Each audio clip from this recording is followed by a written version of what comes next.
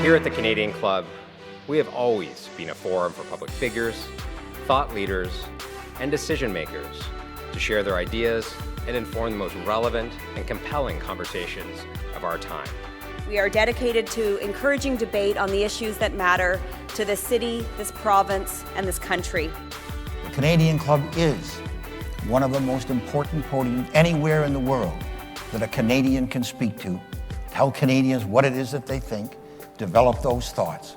And so I want to thank you for that very, very much. Please join me in thanking our esteemed panelists today. Through our programs and events, including our youth and young leaders programs, our diversity partnerships, our joint events, and our media and social media opportunities, we offer you access to dynamic political, social, and business figures from abroad and right here at home. The platform from which the eloquence of Canada has flowed all of that time, whether it be business, education, politics, sports, arts and culture. If someone wants to say something to Canadians about this country and about the future of this country, this is the venue you choose. Good afternoon, everyone. We're just about to get underway, so if you could please take your seats. Just doing some final cleanup. The room is fantastic today. It has been a full season of Canadian Club events, and this is one of the fullest that I've seen in this room, and the energy level is just outstanding. So thank you for being here with us. My name is Joseph Lowe, President of Canadian Club Toronto, and I am pleased to be your host as well as your moderator today. I'd like to first extend a warm welcome to those of you joining us online, thanks to our partnership with the AV services of Van Valkenburg Communications and livemeeting.ca. Today's event is due in part to the generous event sponsorship provided by RBC Capital Markets, PwC, and EY. We're also deeply grateful to our season sponsor, Canadian Bankers Association, for its support throughout the season and our ongoing partnership with both Air Canada and Canada's Forest Trust.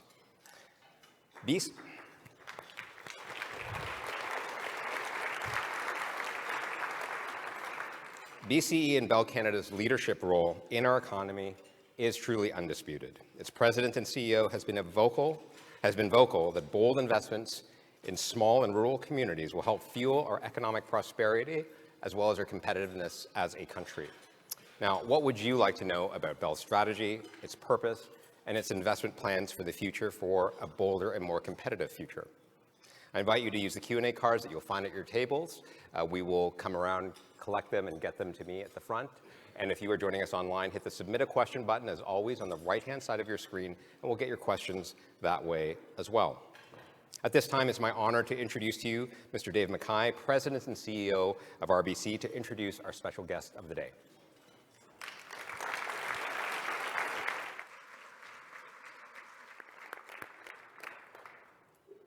Well, good afternoon. It is so great to be back in this room and look over a very, very full room. I think a record attendance, which speaks to the importance of our topic and the importance of today's speaker. This forum, when you talk about the Canada Club and getting together, is a place to share ideas, to hear senior leaders talk through what we need to do as a society, and I just can't reinforce how important it is to inspire and to come together. So thank you so much for being here today and hearing this important message. We certainly believe that at RBC and Capital Markets, we're in the business of making ideas happen, and we're very, very proud to support today's event. I've often said, and I know Mirko feels this way too, a company is only as strong as the strength of its clients and communities that we serve. And this is core to our business and our culture at RBC, and we strive to make progress towards a more inclusive, sustainable, and progressive future. So today we're going to hear from a leader that understands the big economic and societal challenges in front of our country today. And more importantly, is bringing forward ideas and solutions to address them. He's someone who shares my view that business leaders across every sector of our economy cannot act independently and expect to make progress on some of the fundamental challenges we're facing.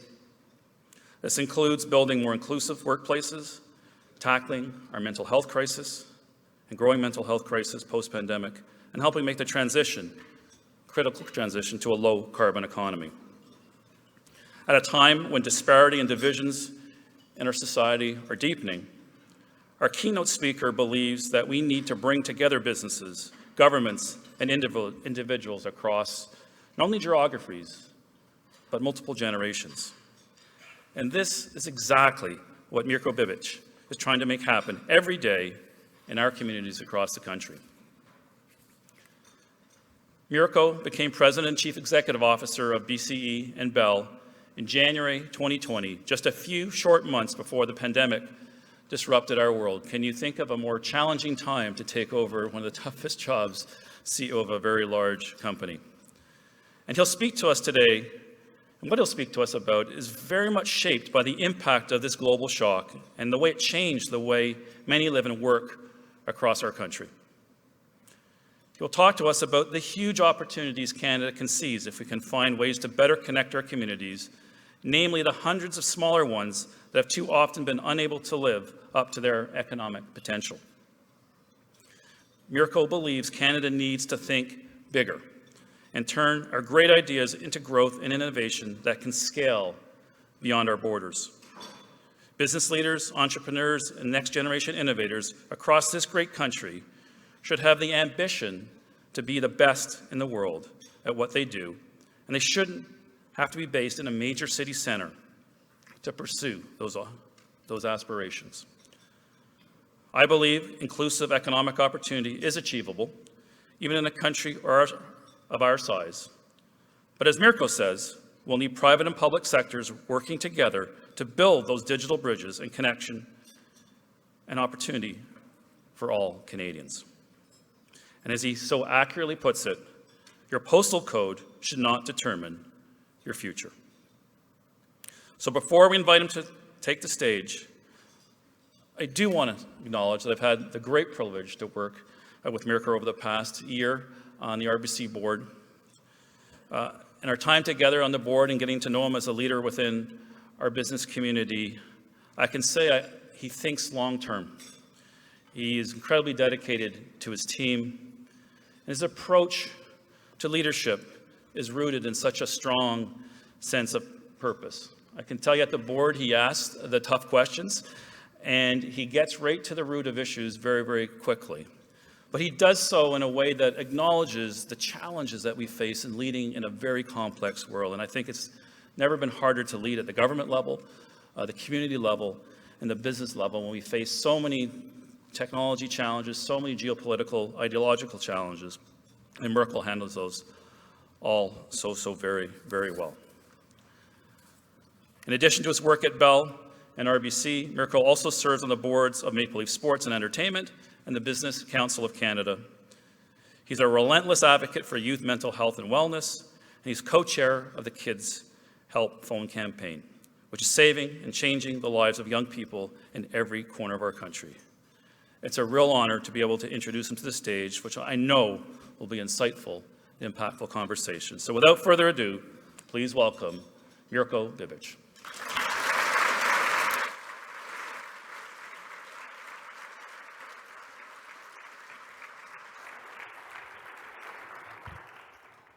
Good afternoon. Thank you, Joe.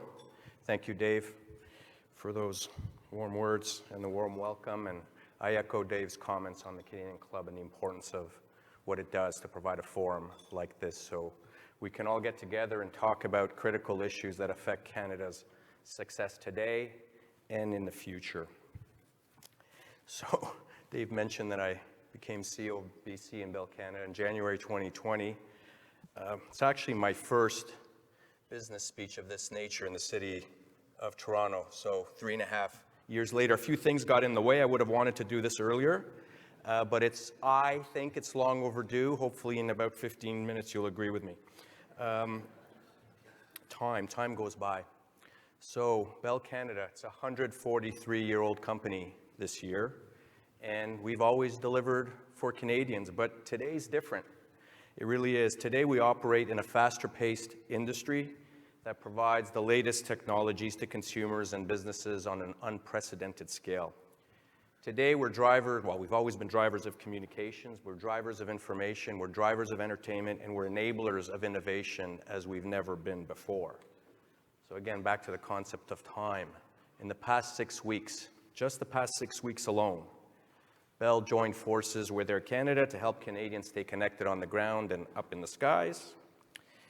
We're carving a position in cloud-focused technology solutions with the acquisition of FX Innovation. FX is a Montreal-based company that specializes in professional and managed services for cloud and workflow automation solutions. And with this acquisition, what we'll be able to do is assist our business customers, hopefully many of you, in your own journeys to the cloud and your own digital transformation initiatives.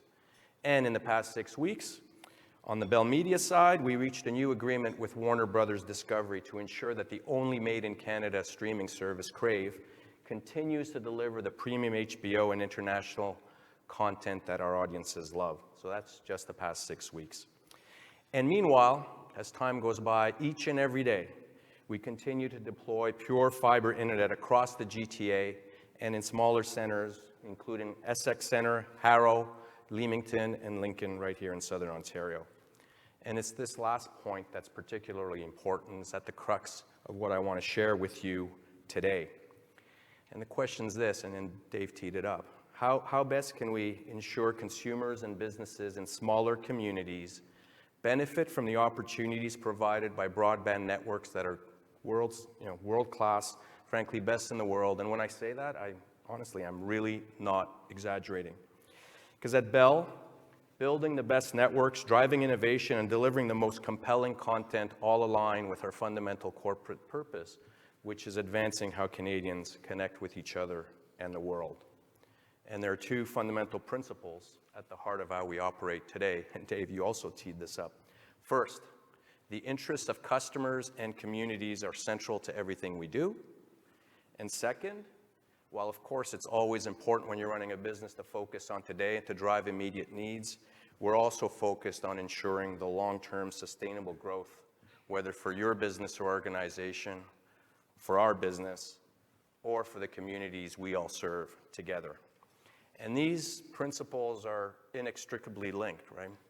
Customers and communities first, and investing not only for the short term, for the long term, those are inextricably linked because every investment we made is good for our existing customers, but you also need to make sure that it's good for future generations. And for us, for our business at Bell, it starts with making the best possible networks and solutions available to as many customers as possible, regardless of where those customers are located. And on that, there's a growing recognition of the need to generate more economic growth and more opportunities in communities outside Canada's major urban centers.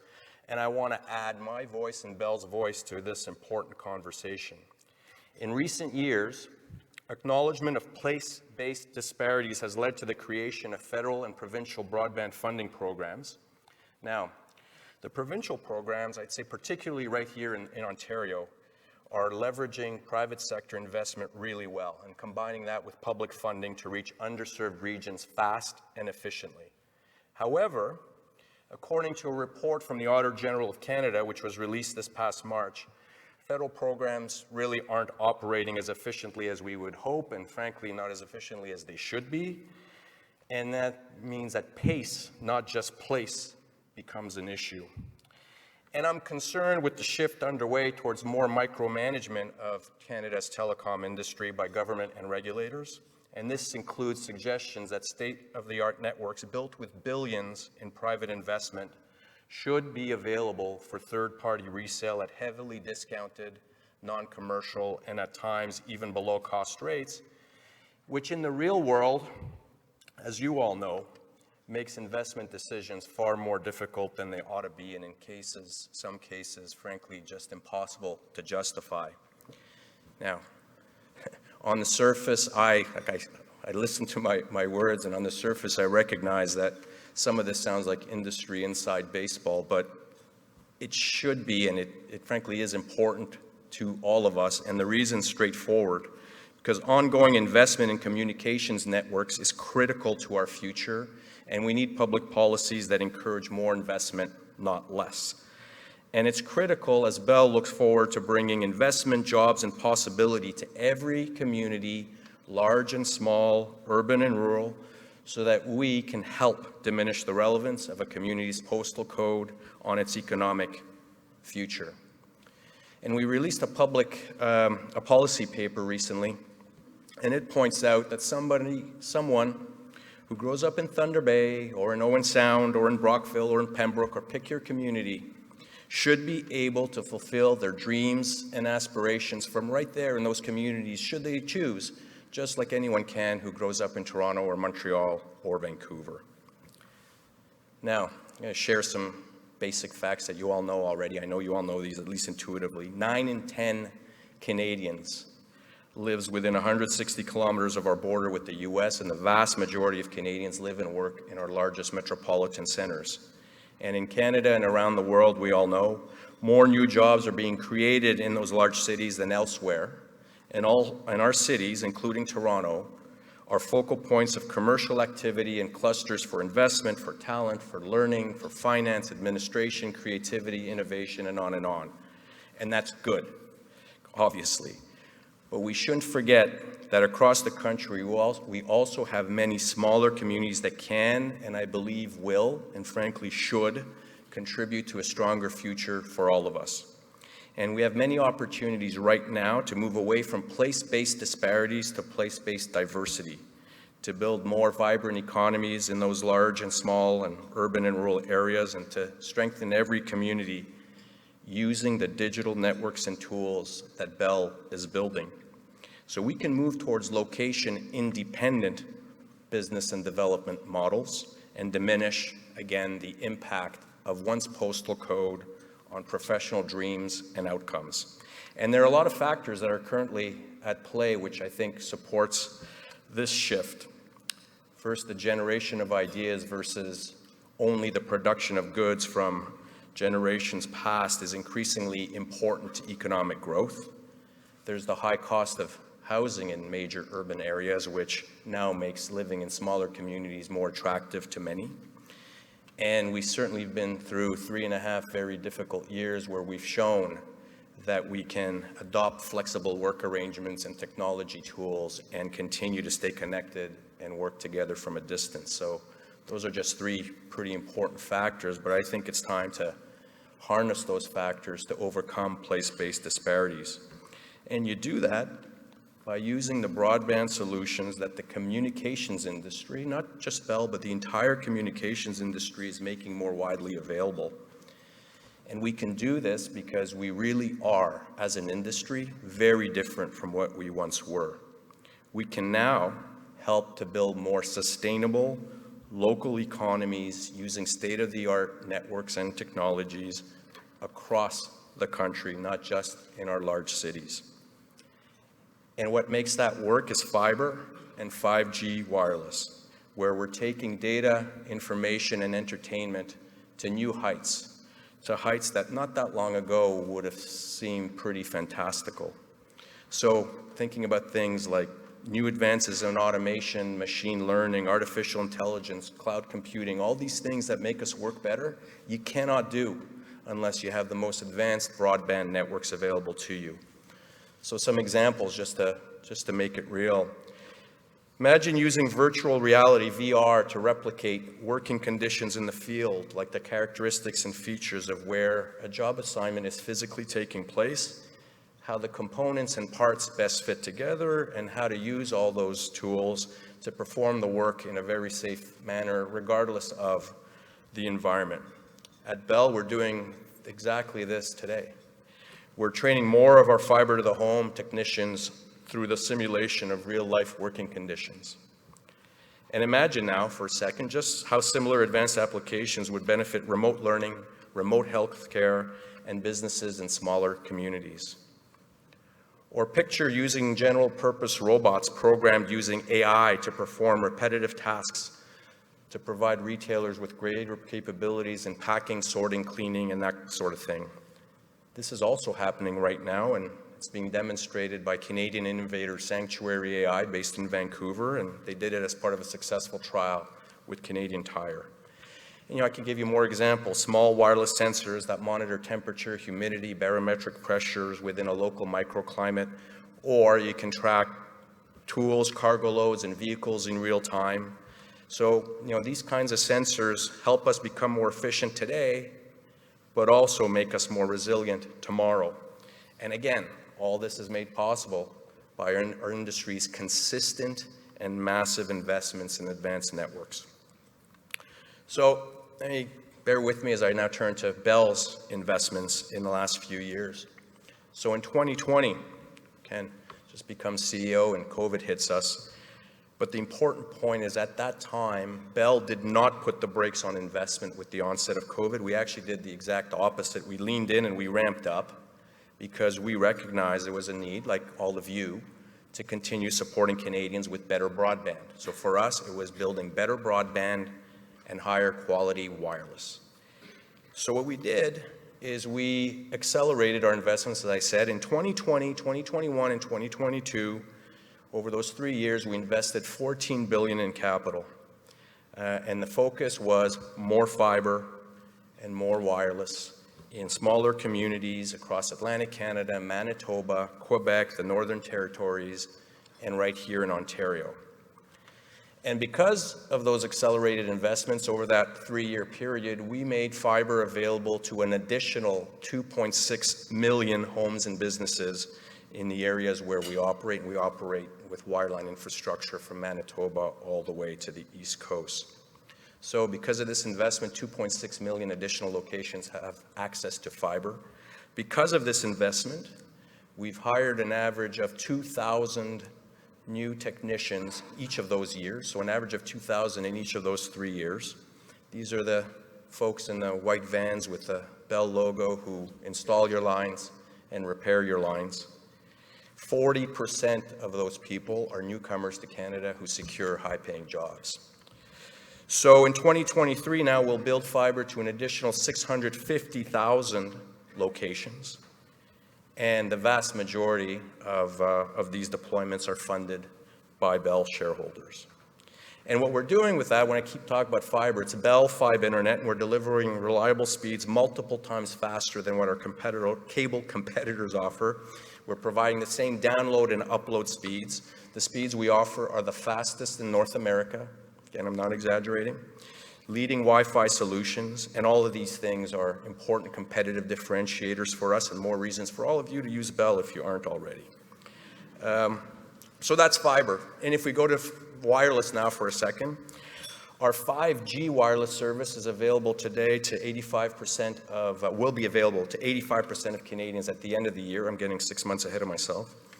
And at the end of the year, we'll have 5G Plus available to 45% of Canadians. Now, 5G Plus, we're already in the second generation of 5G, which is pretty remarkable when you think that in January of 2020, 5G wireless did not even exist.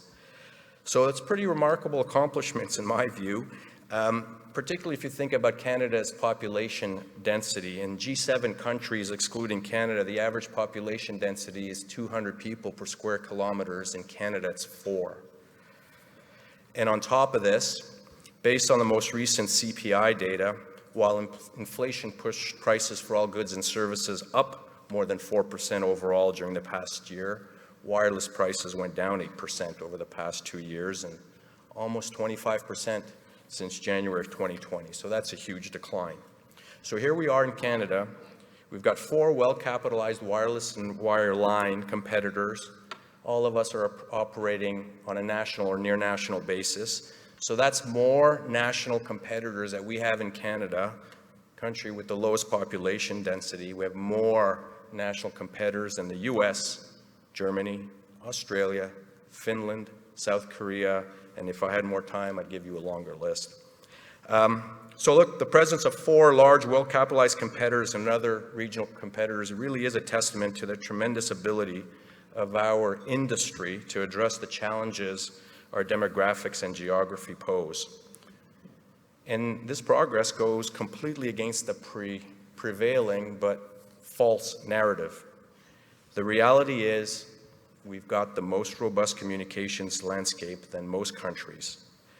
And it's significant progress, really is. But despite having spent the last few minutes, talking about all the progress we've made, I do acknowledge that there's far more to be done. And, we've got to get at it. How do we diminish the impact, again, of where people live and work on their economic future? So how do we change it? How do we make more progress? How do we negate the impact of a postal code on a community's social and economic well-being? So, 5 recommendations for you. First, governments need to create conditions that encourage private investment. It's pretty obvious for this room, I know, but public policy that incentivizes investment in critical infrastructure is essential to Canada's economy and prosperity.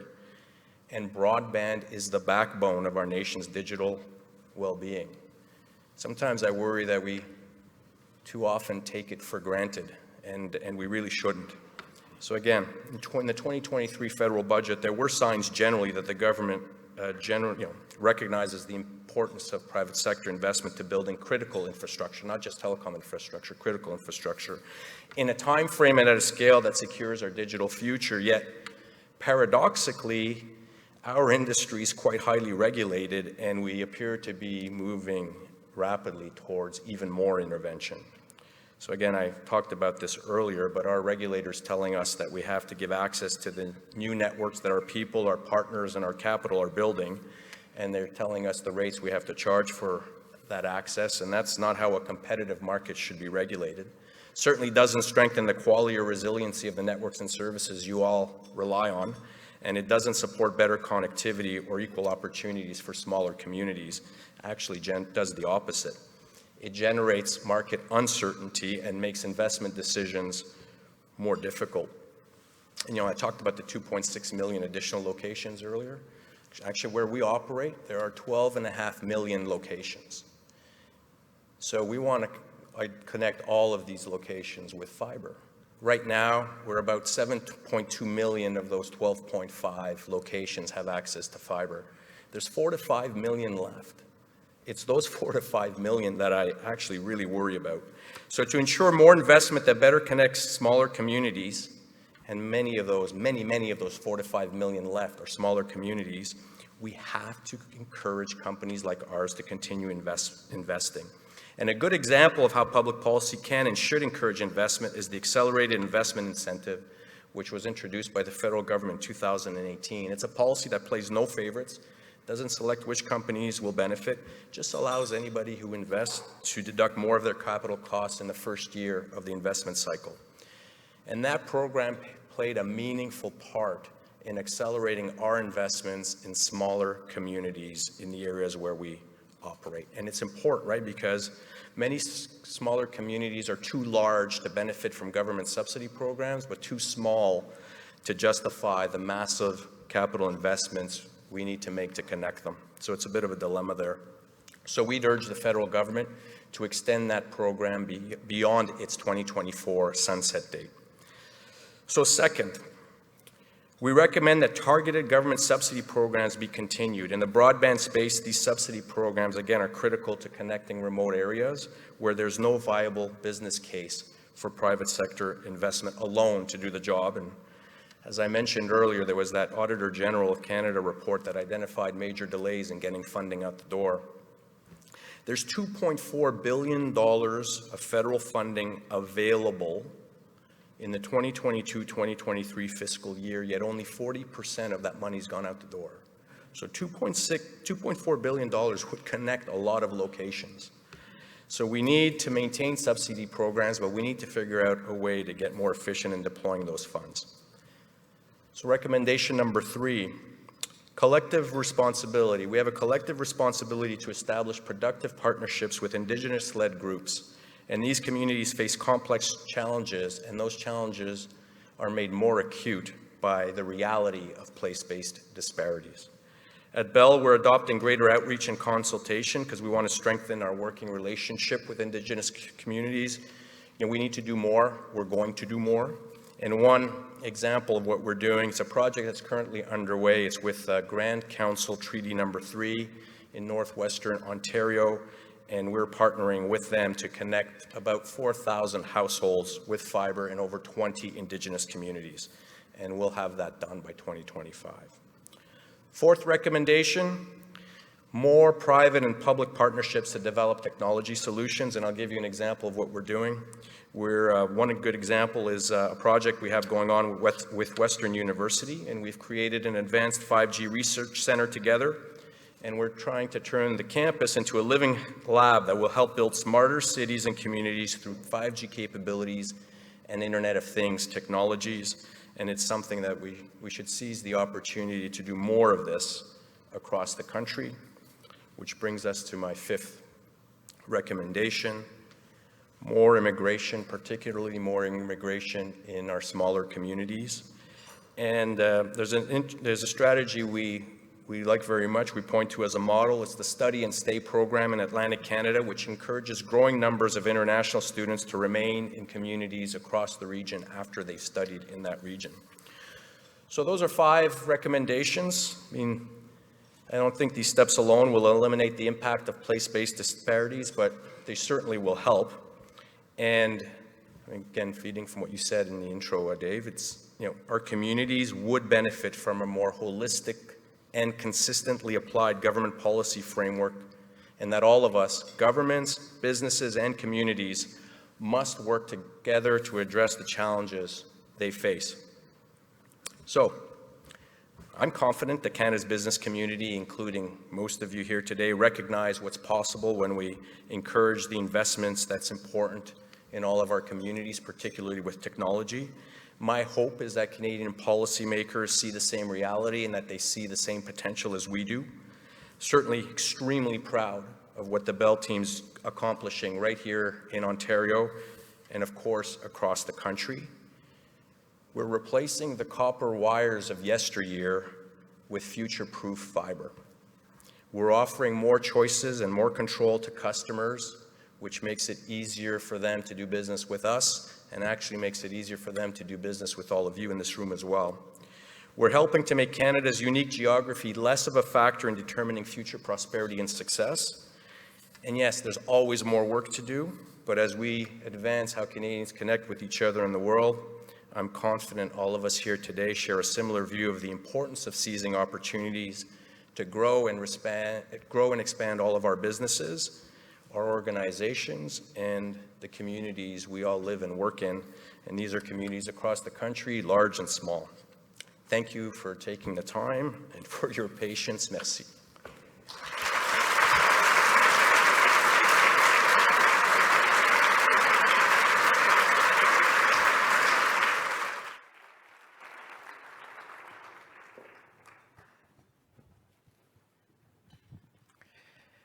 Are we on? We on? Fantastic. Okay, good. Mirko, thank you, Thank you for your remarks this afternoon, and let me take the opportunity to thank you for joining us here at the Canadian Club for your first, we'll call this place a place as well, kind of Toronto-based remarks. So thank you so much. Maybe members and guests, whether you're online or joining us here in the room, a reminder to send your questions up. We do have a few minutes remaining for question period, and we'd love to field some of those directly from the audience. As they're doing that, Mirko, maybe we can just start off back to the crux of your argument around place-based disparities and your clarion call to government and regulators. What would you see as the right place and approach from a government and private sector perspective to strike the right balance in order to deliver on I think the opportunity that you illustrated for us? Yeah, I think when you get into the details of how our industry operates and how public policy plays a role, I think we get bogged down with a lot of historical baggage. So what I would say is, let's park and put aside arguments we may have had in 2008 and 2015 about prices and competitiveness, et cetera, and just say, okay, right now, what's going on? Right now we have the two traditional telcos, two more traditional cable cos who are large and have national scale, and it's the type of competitive environment that perhaps we didn't have in the past. But again, what's the point of comparing it to 2008? There's no point. Today, we have tremendous amount of competition. And look at kind of just prices, for example. I went back and I looked at wireless prices on certain plans in 2019. Today, if you look at what you can get today in the form of a wireless plan, you can get the double the data for half the price compared to only 2019. So what I would say, to go back to your question, Joe, is let's park all the baggage from 2008, 15, 19, focus on today. So what we should be doing is creating, what's what the speech really, create an environment where the four players will continue to have incentives to invest massively, and investing massively is what allows us to differentiate ourselves competitively from each other, and by definition, that just leads to more customer value. That's great. And so maybe double clicking on that a little bit with this new environment moving forward with a fourth national wireless carrier. What is Bell's position kind of on this new competitive environment, and kind of how the industry is now shaken out from today forward? How do you view your marketplace competitive set differently than in the past? Oh, I think, start to answer your question, how do I view the competitive environment? I think it's only good. It's the best outcome for consumers. More competition drives more value. What we want to do is we want to continue to invest to, again, go back to my theme, to differentiate ourselves from our competitors. But there comes a point where if government is too interventionist, all of us are going to have to scale back those investments, which is not good for consumers and businesses. And it's the standard thing. Like if you got to start cutting back on capital, what gets cut first? Does the GTA get cut first, or does some northern community in Ontario get cut first? We know the answer to that. And that's kind of where you pull on one thread, and be careful of the unintended consequences. So how I view the competitive environment is that it's fundamentally good for consumers. It should be, that competition should be a driver for more investment. Let's not put brakes on that through misguided public policies. That's very, very helpful. Maybe reeling it back to your comment earlier on given some of the price comparisons and the research that you've done, that Bell has done, what would you say to critics, because I think we hear about this in water cooler conversation, who argue that internet prices and cell phone prices are too high in a day and age where, as you've argued, broadband access is critically important to competitiveness? Yeah. Why do people continue to talk about that? Look, again, you can get kind of cheeky in your response and say, we've all been in the US, right? Service is terrible. So there is a quality dimension to it, but if you get down to too often the prevailing narrative is based on these studies that are by definition create these average baskets of goods, so that there's some semblance of trying to compare prices across the world, but the baskets of goods don't actually reflect what people are buying today. So I'll give you a good example, which is the way I try to explain it. If you try to construct an average basket just by looking on the rack rate on a provider's website, you get a completely distorted picture of what consumers are actually paying, because very few consumers pay the rack rate, number one. But number two, if you do the study in February, you're not capturing what consumers are paying in the back half of the year. And most sales in the wireless industry, the majority, when I say most, I mean the majority of sales happen back to school, Black Friday, and the holiday period. So, and that's when all the pricing promotions take place. And again, like I said, today you're getting double the data for half the price than you did in 2019. So you can try to compare an inferior pricing in Canada compared to an inferior network in some other country, and you're not really reflecting what's going on today. So given the level of investment that you've talked about, the $14 billion since COVID, just in Bell, let alone the industry at large, how do you balance the consumer need for competitive and lower prices with returns for Bay Street as well? How do you square that? How do you square that circle? Well, I think you can.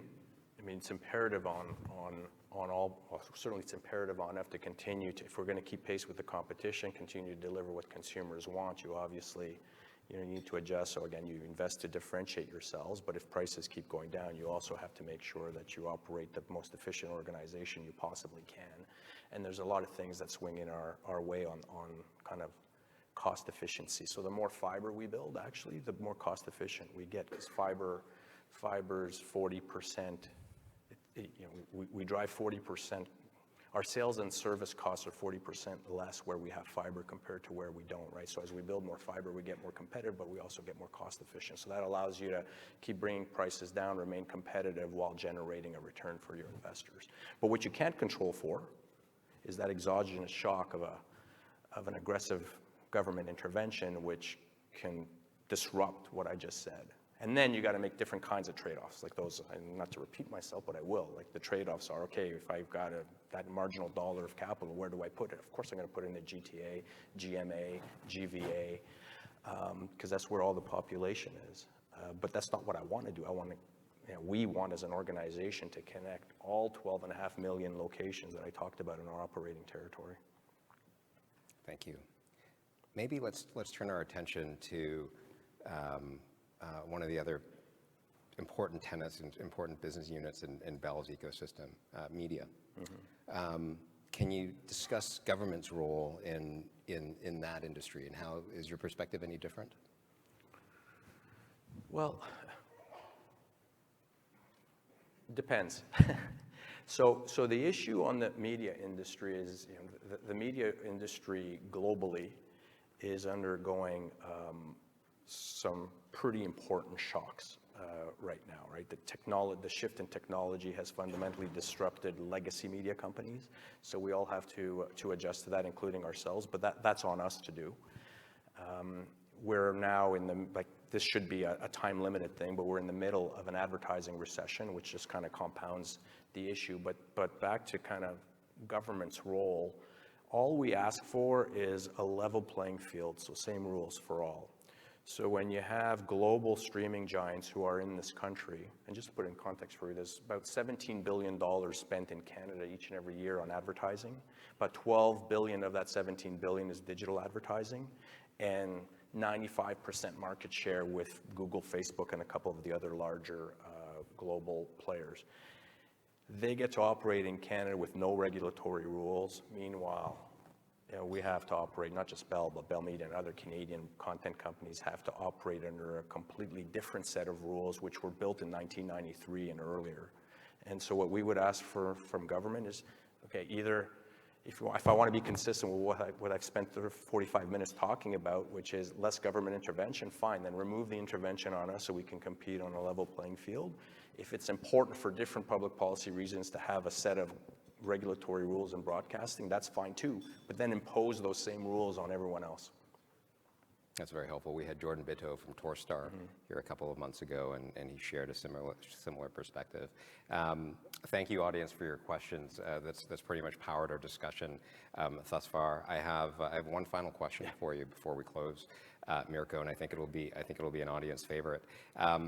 Will Bell sign on with Rogers to bring cell service to the TTC?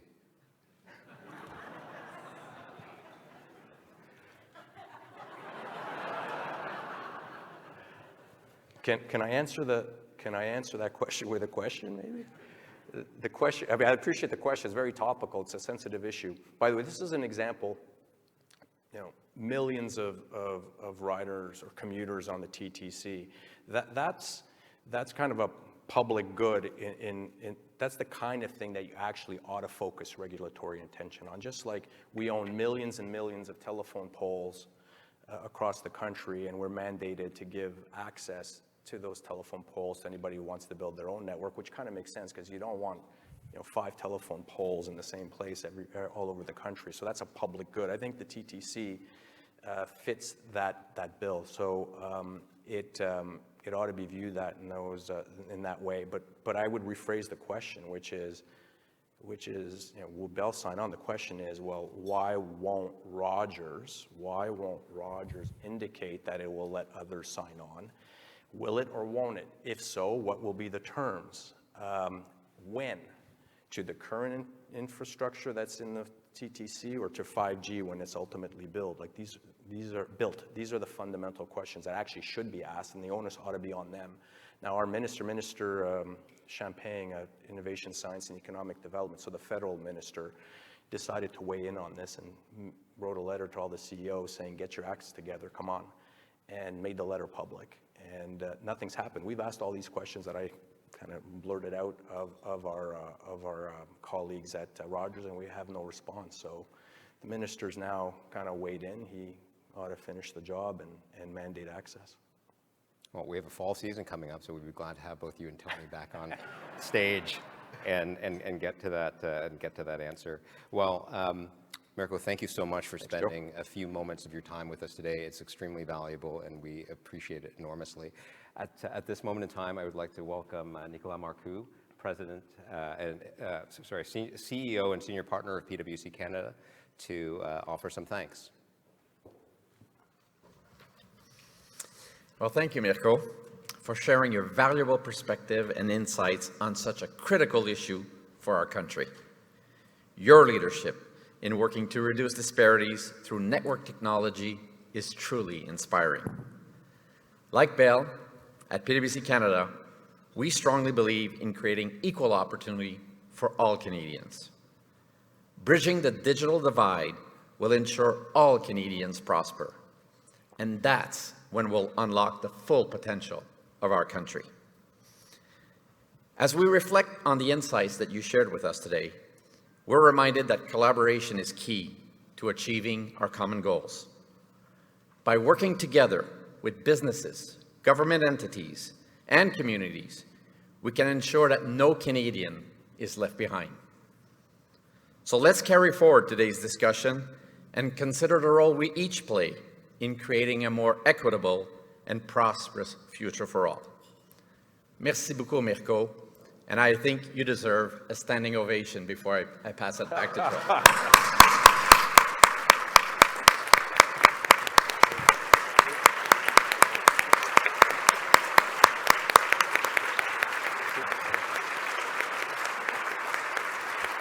Well, thank you. I'm just going to close, so yeah. Merci, Nicolas. That was fantastic and so appropriate. It's so important to have partners like PwC, RBC Capital Markets, and EY to support our mission here at the Canadian Club, and we're incredibly appreciative of your role in bringing a conversation like this to life. Thank you to all. Members and guests, before we conclude, let me briefly share some information about our upcoming events. Next week here at the Canadian Club Toronto, we will be hosting, count them, 4 events and an event tomorrow evening as well. Among them on Tuesday, June 6th, we welcome the United States Ambassador to Canada, Mr. David Cohen, who will be joining us at this podium. And on June 8th, we have a stellar panel discussion on the future of energy in Canada and how Indigenous communities and leaders will help lead the way. Please visit us at CanadianClub.org, where you'll find out more about these events and others, as well as membership options. Mirko, a final thanks to you and the Bell Canada team for joining us today. It's been fantastic to have you. Members and guests, good luck, have a great afternoon, and look forward to seeing you again very, very soon. Thanks, Joe. Good. Really appreciate it.